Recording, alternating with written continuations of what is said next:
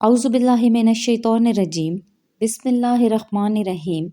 میں ہوں مسکان اور آپ دیکھ رہے ہیں Isra Express YouTube and Facebook channel. ناظرین، آج جو کہانی میں آپ کو سنانے جا رہی ہوں اس کا عنوان ہے چغل خور۔ تو آئیے شروع کرتے ہیں۔ کسی گاؤں میں ایک چغل خور رہتا تھا۔ دوسروں کی چغلی کھانا اس کی عادت تھی اور وہ کوشش کے باوجود اس عادت کو نہ چھوڑ سکا۔ اسی عادت کی وجہ سے اسے اپنی ملازمت سے بھی ہاتھ دھونا پڑے۔ کچھ دن وہ اپنی جمع پونجی پر گزر بسر کرتا رہا۔ پھر جب نوبت فاقوں تک آ گئی تو اس نے اپنے گاؤں کو چھوڑ کر کہیں اور قسمت آزمائی کرنے کا فیصلہ کیا۔ وہ تھوڑا سا ضروری سامان ساتھ لے کر سفر پر روانہ ہو گیا اور چلتے چلتے ایک اور گاؤں میں جا پہنچا۔ یہ گاؤں اس کے لیے نیا تھا اور اسے وہاں کوئی نہیں جانتا تھا۔ وہ ایک کسان کے پاس گیا اور اس سے ملازمت کی درخواست کی۔ کسان اکیلا تھا اور اسے ملازم کی ضرورت تھی۔ چغل خور اتفاق سے کھیتی باڑی کا سارا کام جانتا تھا، اس لیے کسان اسے اپنے پاس ملازم رکھنے کو تیار ہو گیا۔ کسان نے جب چغل خور سے تنخواہ کی بات کی تو اس نے کہا کہ آپ مجھے صرف روٹی کپڑا دے دیں اور یہ اجازت دے دیں کہ 6 ماہ بعد آپ کی صرف ایک چگلی کھا لیا کروں۔ کسان یہ سن کر پہلے تو بہت حیران ہوا، پھر دل میں سوچنے لگا کہ مفت میں نوکر مل رہا ہے، خالی روٹی کپڑے میں کیا برا ہے؟ 6 ماہ بعد ایک چگلی کھا لے گا تو میرا کیا بگاڑ لے گا؟ چنانچہ اس نے چغل خور کو ملازم رکھ لیا۔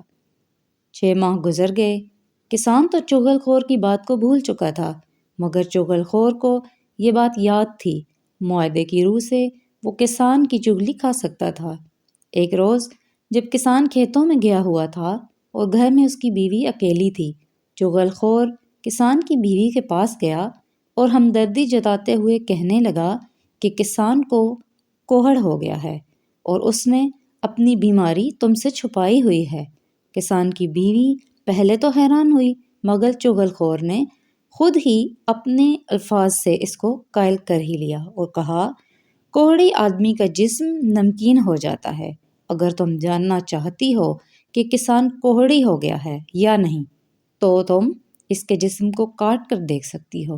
کسان کی بیوی اس کی باتوں میں آ گئی۔ اس نے سوچا اس طرح نوکر کے سچ جھوٹ کا پتہ لگ جائے گا۔ وہ بولی کہ کل جب میں کسان کا کھانا لے کر کھیتوں میں جاؤں گی تو حقیقت کا پتہ لگاؤں گی۔ چغل خور نے اب کھیتوں کا رخ کیا۔ فصل پک جانے کی وجہ سے کسان 2 روز سے گھر نہیں گیا تھا۔ چغل خور کسان کے پاس پہنچا اور اس سے بڑی رازداری کے ساتھ کہنے لگا کہ تم یہاں کھیتوں میں کام کر رہے ہو اور ادھر تمہاری بیوی پاگل ہو گئی ہے اور پاگل پن میں آدمیوں کو کاٹنے دوڑتی ہے۔ کسان سوچ میں پڑ گیا۔ چغل خور نے کہا، اگر تمہیں میری بات کا یقین نہیں آ رہا تو کل جب وہ کھانا لے کر آئے گی تو اس وقت دیکھ لینا۔ کسان کو اپنی بات پر قائل کر کے چغل خور کسان کے سالوں کے پاس گیا اور ان سے کہنے لگا کہ تمہارا بہنوئی تمہاری بہن کو مار مار کر ادمواں کر دیتا ہے اور تم ہو کہ اپنی بہن کی خبر تک نہیں رکھتے۔ کسان کے سالوں نے جب اس کی بات کا یقین نہیں کیا تو چغل خور کہنے لگا، اگر تم یہ سمجھتے ہو کہ میں جھوٹ بول رہا ہوں تو کل دوپہر کو جب تمہاری بہن کھانا لے کر کھیتوں میں جائے گی تو اس وقت تم خود دیکھ لینا کہ کسان تمہاری بہن کو کس طرح مارتا ہے۔ کسان کے سالے چغل خور کی باتوں میں آ گئے اور کہنے لگے کہ اچھا، کل ہم کھیت میں چھپ کر سب کچھ اپنی آنکھوں سے دیکھیں گے۔ چغل خور ان سے رخصت ہو کر کسان کے بھائیوں کے پاس گیا اور ان سے کہنے لگا کہ تمہارے بھائی کے سالے ہر چوتھے روز آ کر اسے مارتے پیٹتے ہیں اور تم ہو کہ اپنے بھائی کی مدد کو نہیں آتے۔ انہوں نے چغل خور کی بات پر شک کیا تو وہ کہنے لگا، اگر تمہیں میری بات کا یقین نہیں آ رہا تو کل دوپہر کو کھیتوں میں آ کر اپنی آنکھوں سے دیکھ لینا کہ کسان کے سالے اس کو کس طرح مارتے ہیں۔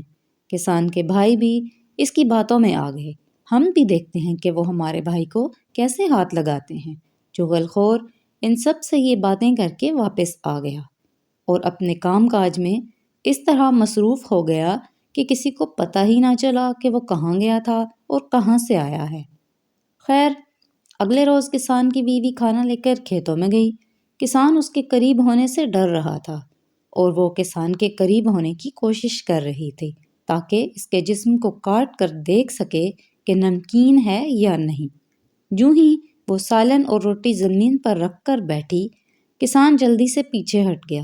یہ دیکھ کر کسان کی بیوی بھی روٹیوں کے چنگیر آگے بڑھانے کے بہانے ذرا قریب سے رکھ آئی۔ پھر جیسے ہی کسان نے روٹی کا لقمہ توڑنے کے لیے ہاتھ بڑھایا، اس نے جھپٹ کر کسان کی کلائی پکڑی اور اسے کاٹنے کے لیے منہ آگے بڑھایا۔ کسان اچھل کر دور ہٹ گیا اور اسے یقین ہو گیا کہ واقعی اس کی بیوی پاگل ہو چکی ہے اور کاٹ کھانے کو دوڑتی ہے۔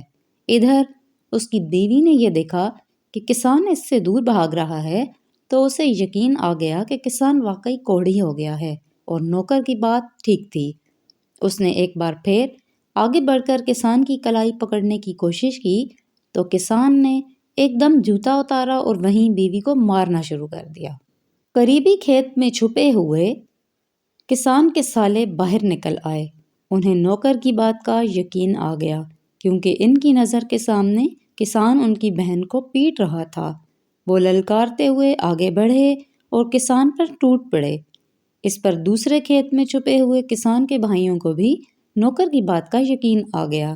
انہوں نے کھیت سے نکل کر کسان کے سالوں کو للکارا۔ اس کے بعد وہ سب ایک دوسرے پر پل پڑے اور سب خون میں نہا گئے۔ آخرکار ارد گرد کے کھیتوں میں کام کرنے والے لوگوں نے آ کر بچ بچاؤ کرایا اور انہیں ایک دوسرے سے الگ کیا۔ جب ان سے پوچھا گیا کہ تم سب اس طرح کیوں لڑ رہے تھے تو سب نے اپنی اپنی بات بتائی، جس پر یہ معلوم ہوا کہ ساری کارستانی چغل خور کی ہے۔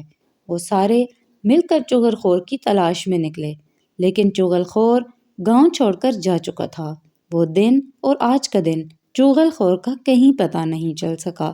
اگر دیکھا جائے تو ہمارے آس پاس بہت سے چغل خور موجود ہیں جو ہر ممکن طریقے سے دوسروں کو ورغلانے کی کوشش کرتے ہیں اور ان لوگوں کی باتوں میں آ کر ہم اپنا ہی نقصان کر لیتے ہیں۔